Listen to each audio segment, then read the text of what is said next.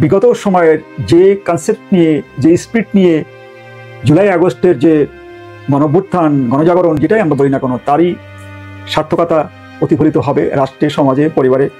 সংবিধান রয়েছে, জুলাই সনদ হলো, এই নীতি কথা বা এই প্রেসক্রিপশন অনুযায়ী আমরা যখন রাষ্ট্র পরিচালনা করব, আমরা কিভাবে এটাকে দেখব, সেই দেখার মানসিকতা যদি ভিতরে যদি তৈরি না হয়, আপনি সনদ করুন, সংবিধান করুন, যেটাই করুন না কেন, কোনোটাই কিন্তু কাজে আসবে না। ভিতরের পরিবর্তনটাই হলো আসল।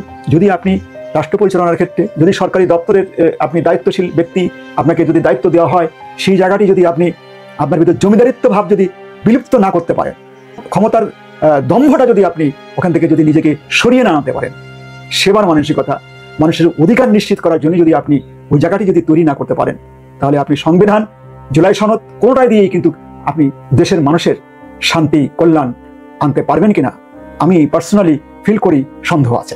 অতএব যারা রাষ্ট্র পরিচালনার ক্ষেত্রে যারা মহান আল্লাহ তাআলা আপনাকে দায়িত্ব দিয়েছেন, সেই দায়িত্বটা যদি আপনি যথাযথভাবে পালন করেন, তাহলে আমার মনে হয় না যে অনেক কিছু দলিল দস্তাবেজ প্রয়োজন আছে।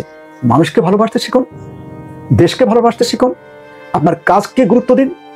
কাজের এগেনস্টে এক্সট্রা উপঢৌকন পাওয়ার জন্য যে আপনি প্রতিনিয়ত উগ্রীব হয়ে থাকবেন, আমার বিশাল সম্পদের দরকার, না রে ভাই।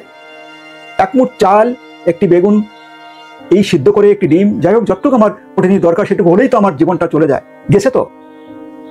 আমি বলছি রে ভাই, আসেন না আমরা এই কনসেপ্টের জায়গায় আমরা আসি, তাহলেই দেখবেন রাষ্ট্র, দেশ একটি ভালো ট্র্যাকে যাচ্ছে। আমার কথাগুলো হয়তো এলোমেলো, হয়তো কেউ শুনবেনই না, শোনার কথাও না। আমি ওরকম দামি জামি ব্র্যান্ডের মানুষও না। আমি একজন এই দেশের একটি সাধারণ একদম 3 নম্বরের একজন নাগরিক। আমার ভাবনা, আমার চেতনা, আমার এই বাক স্বাধীনতা, আমার এই অধিকার প্রতিষ্ঠিত করার জন্য মানসিকতা তৈরি করতে হবে আমাদের সকলের। শুনবার যেরকম ধৈর্য থাকতে হবে, তেমনিভাবে ভালো কাজটা করে দেখিয়ে কথাগুলো বলতে হবে। সেই সাহস, সেই দীপ্ততা যদি আপনার ভিতরে থাকে, আসুন না আমরা হাতে হাত মিলাই এবং দেশকে একটি পজিটিভলি একটি দিকে নিয়ে যাবার জন্য আমরা ঐক্যবদ্ধ হই। ভালো থাকবেন, সুস্থ থাকবেন সকলে।